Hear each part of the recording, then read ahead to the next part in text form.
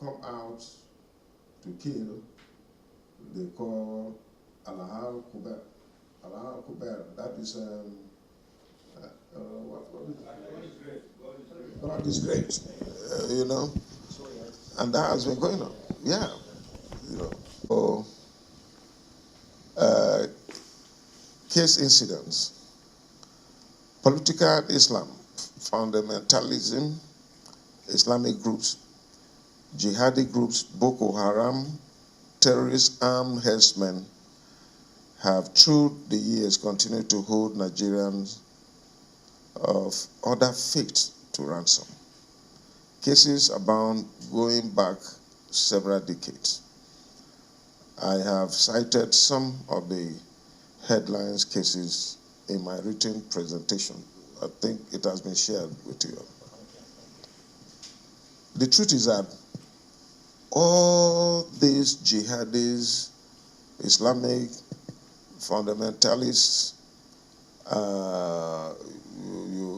Boko Haram, herdsmen, all of them are working to prosecute one agenda.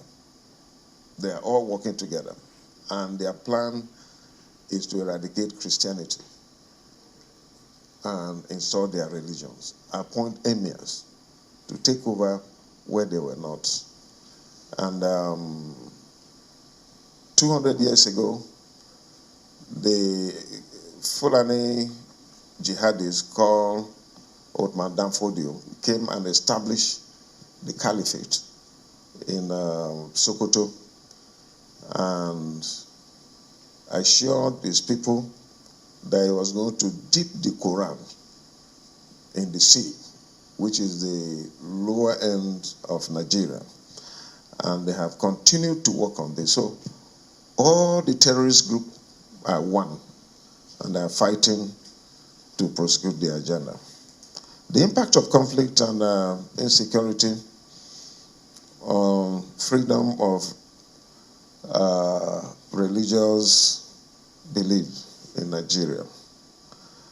Conflict and insecurity usually create a chaotic environment where miscreants can take advantage to advance their selfish interests and inflict pain and havoc on innocent citizens, constraining them from enjoying freedom. In Nigeria, especially in most populated Islamic settlements, you have a lot of miscreants. One person can marry 4 wives and have up to 50, 60, 70 children. And their belief is that you can divorce the wife and marry another one. And so you see one person having 70 children. And they can't cope, but what they do is they put them on the street. They grow up becoming very wide. Because if you survive, fine. If you don't, you die and you're buried immediately. But this has created a lot of challenges to us here. Any little problem or conflict with the Christian or others, they come out in their numbers and commit havoc. Recent example is what happened in Sokoto, where a young Christian girl, yes, Deborah, was killed, was stoned to death and burnt. And they went further to destroy churches. It was a terrible situation. Only God intervened and calm was restored. But that is the kind of thing they do. And you go out there in their thousands and always ready to fight and to die. And because one of their beliefs, we're told, is that if you fight for Islam, you will go to hell. And so even if you're killed, it's not a problem. So this, they have been committing a lot of havoc. Rights violation and abuses are most severe amidst insecurity and intolerance thrives better in such situations. Kaduna, for example, has been separated into Muslim North and Christian South. As a result of intolerance and lack of freedom of religion, the situation is complex, that certain regions have been linked to some religious identities and religious issues, mostly get conflated with politics and ethnicity. The violence has led to thousands being killed, with many others maimed. Women have suffered sexual abuses. The violence has also led to the destruction and burning down of churches. This in turn has led to fear and apprehension among the Christian faith, some of who are now afraid of even attending church services. The religious violence led to the destruction of schools and increased the number of out-of-school children. Benue State, for instance, the ongoing religious campaign marching under armed Fulani herdsmen attacks has displaced over 1.5 million people. Benue State is just about 7 million people, and 1.5 million of these people have been displaced from their ancestral lands, who are now living in IDP camps and host communities. Despite our relentless effort to nip the wanton killings in the bud, the half-hearted support from the federal government has made it practically impossible to achieve tangible results. Like I said, their main agenda is to take over our country and make it a Fulani nation. But at the same time, they use Islam as a shield. So they have employed diverse ways of using Islam, at the same time taking over, sending our people away and occupying the land with their cattle is a source of real worry. Several attempts have been made on my life, and the most recent one was about a year ago, where I was physically attacked in my farm. And about 15 Fulani men came after me. God helped me. I ran for more than 1.5 kilometers to where my car was parked, and that was how I was able to escape. And they have told me that they will have to kill me because I have exposed them. And others are afraid to talk, but I speak what I feel should be right. And up to today, I was told about 13 of these Fulani men were arrested. And because government at the federal level is complicit, up to today, those people are not being prosecuted. Rather, my cousin and a fisherman was arrested. Those two are being prosecuted for attempting to kill me. But the real people that attempted to assassinate me were the Fulani men with sophisticated weapons. So this is the kind of thing that is going on here. Displacing our people has led to loss of livelihood and poverty. Benue State is an agrarian state with farmers unable to go to farm for fear of being killed. Those people in IDP camps who attempted to go to their farms, some were not lucky to return back to the IDP camps. They were killed. Again, the economy of the state is gradually being destroyed. Again, the lopsided appointment favoring ethnic group and religion, particularly in security architecture, has further worsened the situation. If you check the security architecture of a country, we have different wings of security. You have the DSS, which is the Secret Police Service. You have the police, you have the civil defense, you have the Nigerian Army, the Navy, the Air Force, and all that. And more than 80% of these appointments, the heads are given to the Muslims. And this has also complicated a lot of things because they work for their interests and they work alongside with their agenda. Like the case I have cited, how can an attempted assassination on a governor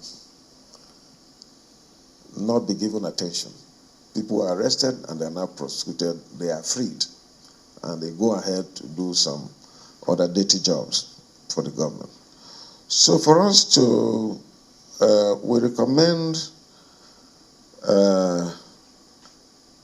we believe that this situation can be changed as such, and in the light of evidence of these egregious acts of persecution against the adherents of other faiths by Islamic fundamentalists and their affiliates, the UK Parliament all-party parliamentary group on freedom of religion and belief, and other organizations with like-minded objectives should use its voice and call on the federal government to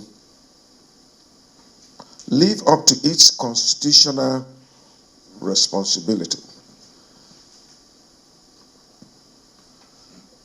That is treating all faiths equally and fairly, prosecuting religious offenders according to the laws of the Federal Republic of Nigeria,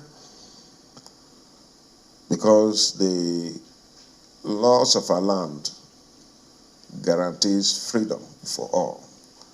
But because the lopsided appointment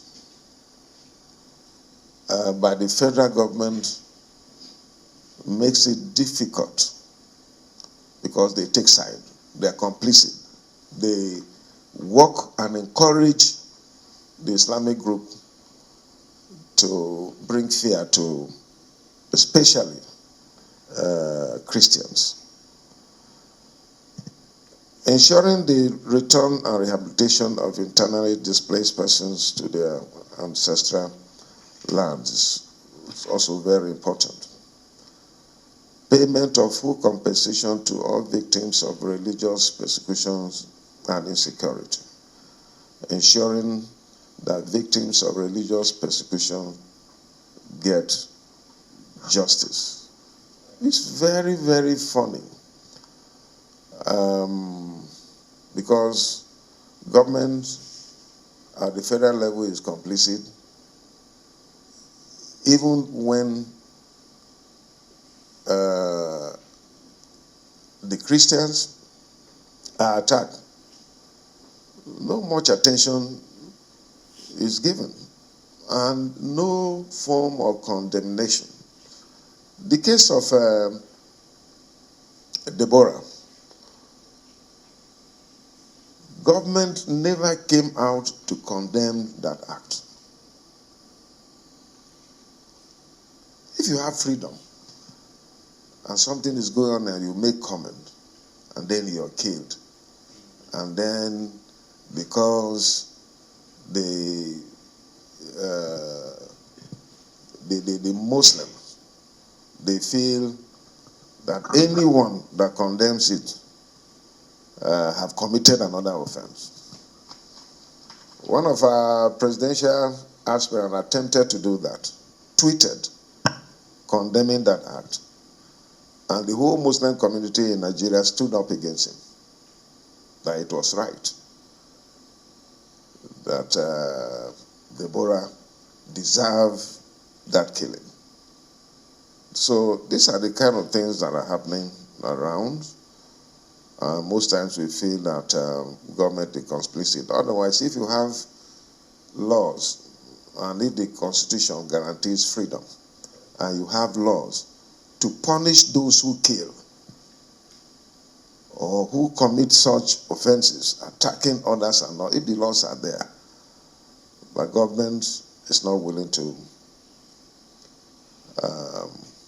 prosecute and bring justice to those who are facing such persecution, then it is not right. There is a strong tendency by fundamentalist Muslims in the country to turn the whole part of Nigeria to an Islamic state. Nigeria is a secular state. This is what they don't want to see. And maybe because other religions like Christianity, for we who are there, the Bible says that even if you're given a slap on your left cheek, you should turn the right one to be given. So ours is not violence, but theirs is violence. Violence is part of the Islamic religious belief. So it makes it complicated and very difficult. And this one called Boko Haram, the meaning of Boko Haram is that Western education is bad. It's not right. Nobody should. But they are using Western education. That is what I'm confused. They are using Western education. They speak English. They use Western technologies and do a lot of things. So what kind of hypocrisy is that? And that is just the whole meaning. That nobody should go to school and so on. They should just worship Allah. So it's a very difficult situation that we have found ourselves here. This is supported globally by jihadi groups, and the federal government seems incapable of standing up to protect rights of all citizens to worship the God of their choice. Looking at the demography profile of the country and the increasing profile of political Islam in the country, Nigeria may be approaching Lebanon trap, where a religious civil war is imminent and fighting over religion is not a choice but a matter of survival. If you look at appointments, there are certain appointments in Nigeria today, as I talk to you, that must be manned by Muslims. For a Christian, you're not qualified. So all this sum up to the fact that government at the top is complicit and they're not willing to make us have freedom of religion. So that is my initial point that I make to you. Thank you. So, case incidents.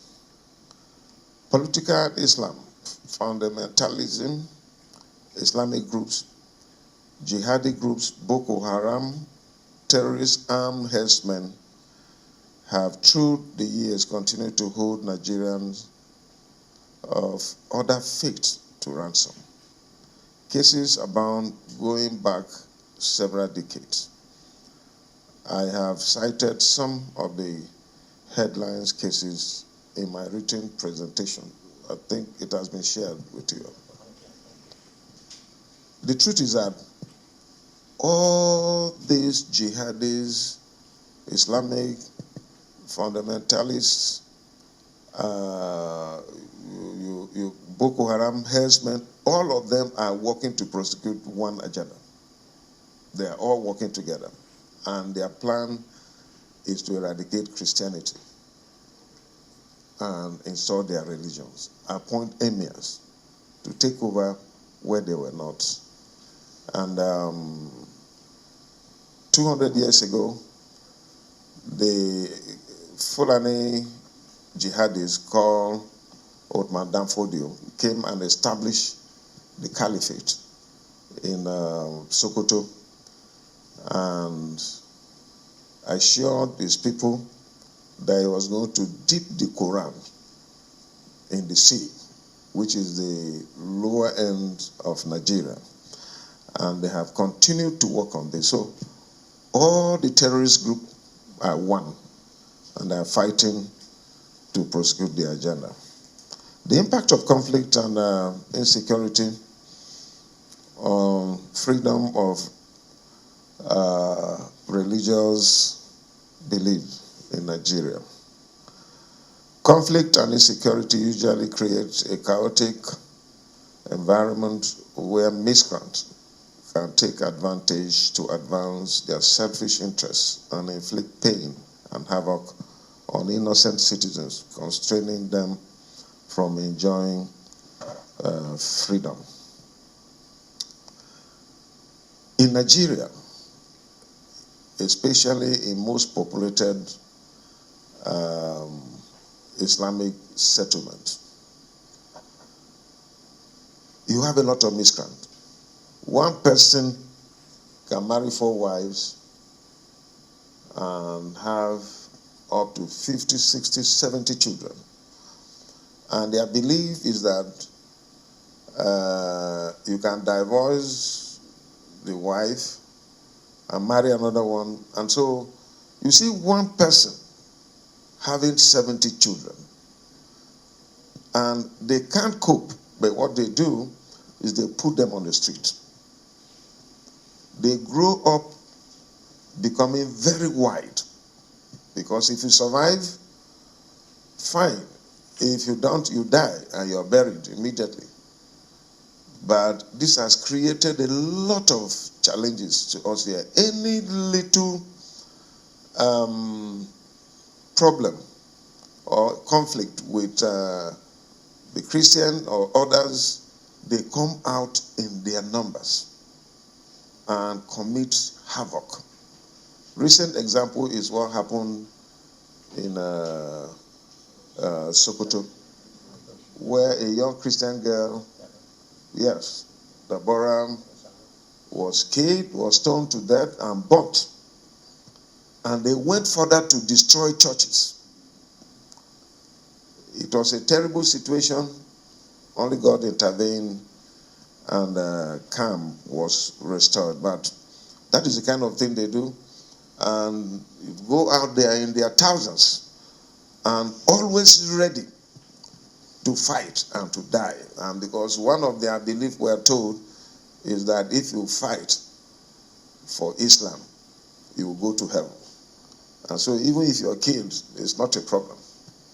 So this, they have been committing a lot of havoc.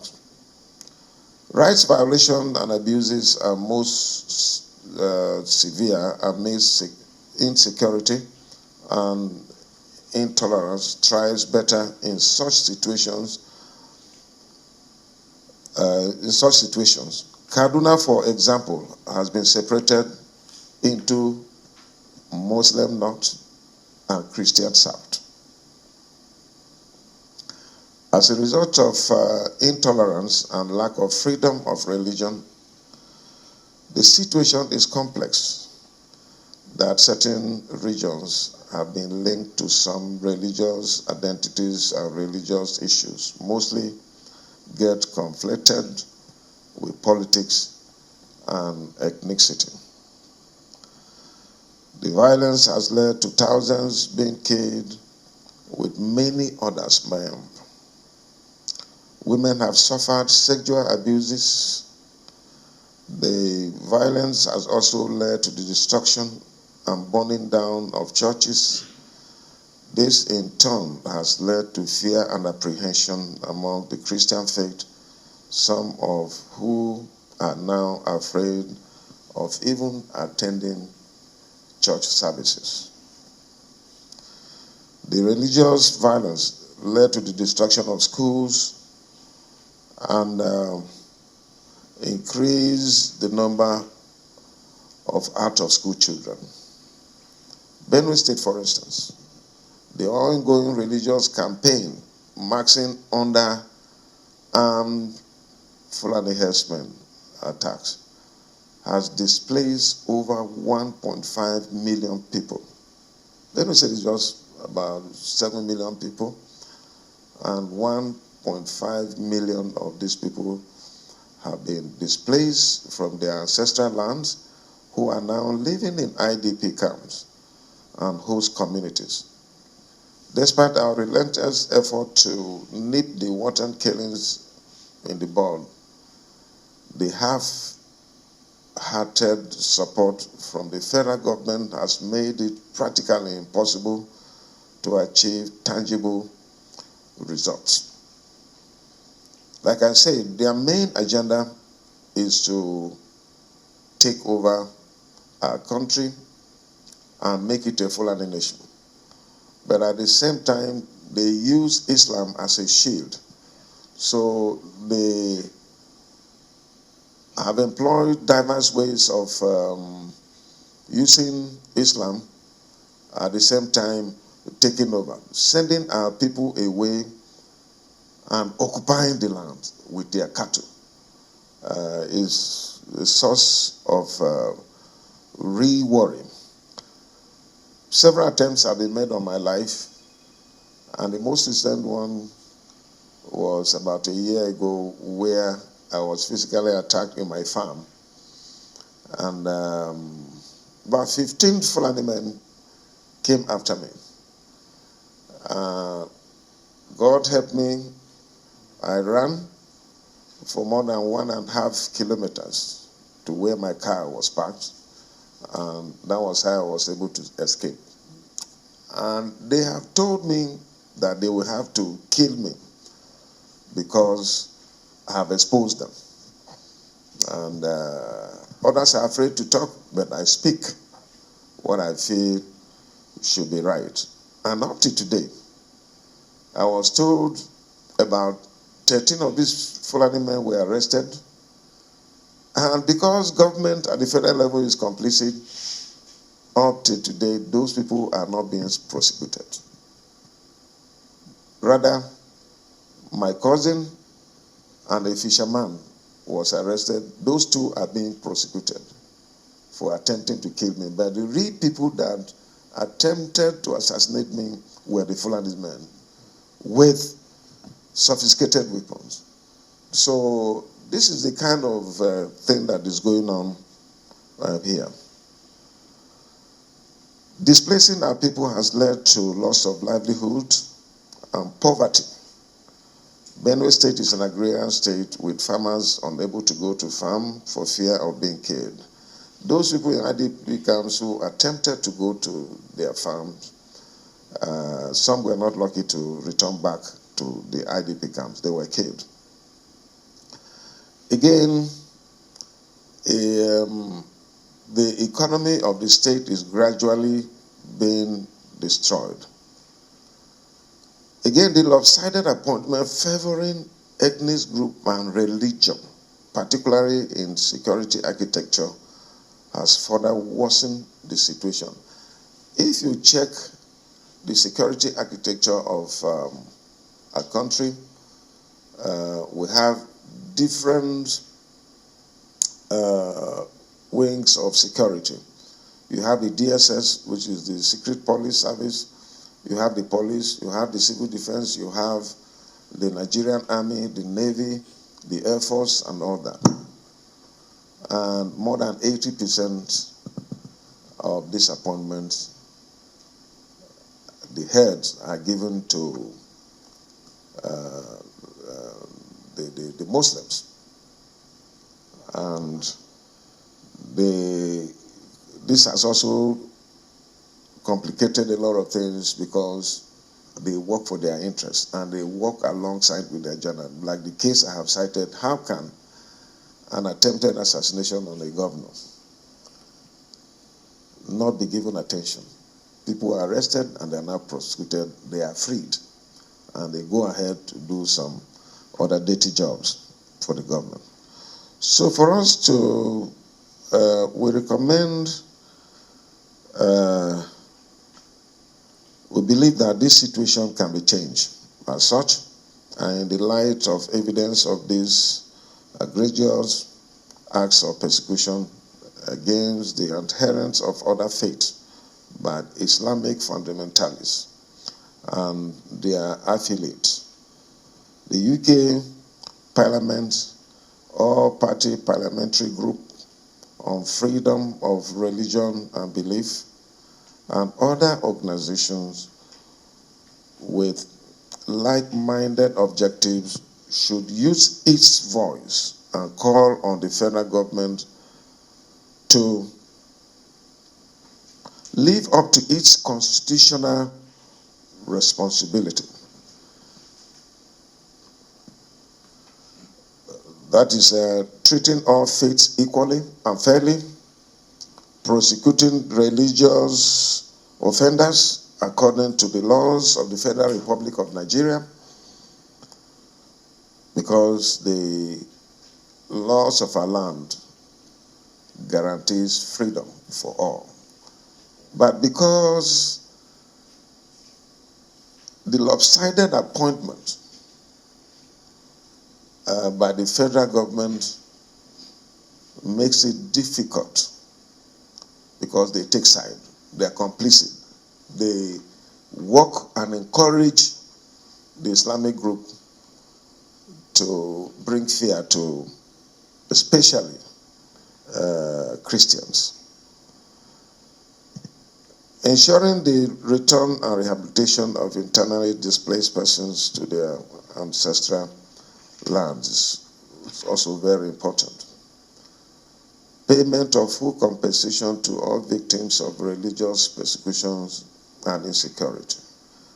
Ensuring that victims of religious persecution get justice. It's very, very funny, because government at the federal level is complicit, even when the Christians are attacked. No much attention is given, and no form of condemnation. The case of Deborah, government never came out to condemn that act. If you have freedom and something is going on and you make comment and then you're killed, and then because the Muslims, they feel that anyone that condemns it have committed another offense. One of our presidential aspirants attempted to do that, tweeted condemning that act, and the whole Muslim community in Nigeria stood up against him, that it was right, that Deborah deserved that killing. So these are the kind of things that are happening around. Most times we feel that government is complicit. Otherwise, if you have laws, and if the Constitution guarantees freedom, and you have laws to punish those who kill or who commit such offenses, attacking others and not, if the laws are there, but government is not willing to prosecute and bring justice to those who are facing such persecution, then it is not right. There is a strong tendency by fundamentalist Muslims in the country to turn the whole part of Nigeria to an Islamic state. Nigeria is a secular state. This is what they don't want to see. And maybe because other religions like Christianity, for we who are there, the Bible says that even if you're given a slap on your left cheek you should turn the right one to be given. So ours is not violence, but theirs is violence. Violence is part of the Islamic religious belief. So it makes it complicated and very difficult. And this one called Boko Haram, the meaning of Boko Haram is that Western education is bad. It's not right. Nobody should. But they are using Western education. That is what I'm confused. They are using Western education. They speak English. They use Western technologies and do a lot of things. So what kind of hypocrisy is that?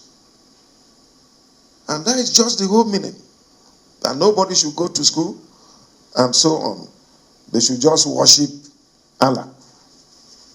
So it's a very difficult situation that we have found ourselves here. This is supported globally by jihadi groups, and the federal government seems incapable of standing up to protect rights of all citizens to worship the God of their choice. Looking at the demographic profile of the country and increasing profile of political Islam in the country, Nigeria may be approaching Lebanon trap, where a religious civil war is imminent and fighting over religion is not a choice but a matter of survival.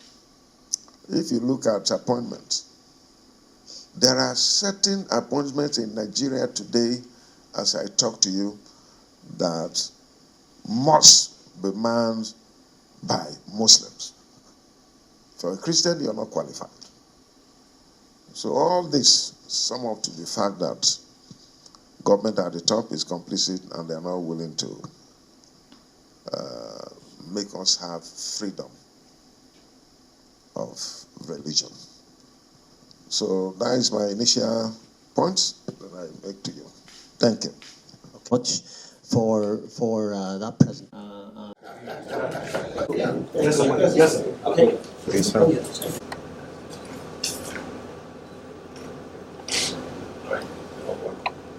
I think that there has to be that discussion had, not just in the UK, but I think across Africa and certainly here in Nigeria.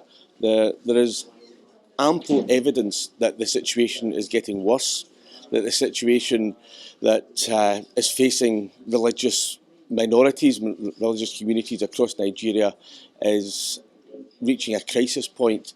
And so we're here today as part of a UK parliamentary delegation to try and understand where that situation is right now, to try and speak to as many religious leaders, civic society leaders and IDPs who've been to IDP camps and spoken to people about their own personal experience. And it's a bleak picture, it's a deeply, deeply worrying picture. And I think when we go back to the UK, the message that we will take back is that the situation in Nigeria is not getting any better. Indeed, it is getting worse. And there has to be a great deal of work done bilaterally between the United Kingdom and Nigeria, but also within Nigeria itself to empower civic society leaders who I've been incredibly impressed with, to give them the power to affect real and meaningful change, because at the moment the change isn't happening and things are getting worse. What's your name and designation? My name is Brendan O'Hara. I'm a Member of Parliament for Argyll and Bute in Scotland, and I am the Scottish National Party spokesperson on international human rights and conflict resolution. So Belvedere International works in 4 IDP camps in Benue. We're trying to take a holistic approach to rebuild the economy, to work with children and families, to implement literacy programs. We run a football program, and we're addressing mental health issues that many families are facing after being displaced and experiencing trauma. As you've mentioned, this is a very complex issue, and Nigeria has been divided in many ways.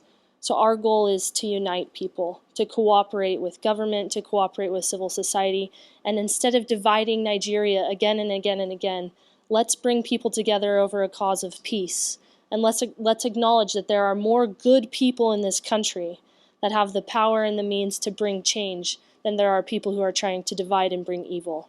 Is this solving a problem, or you think the alternative is to pressure the government to do the right thing?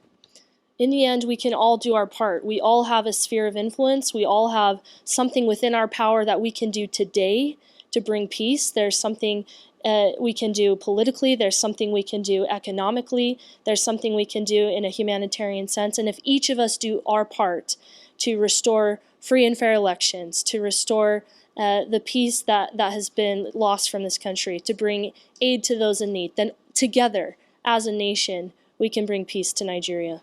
Thanks for checking out SYMFONI on YouTube. Please be sure to subscribe and like our videos for updates.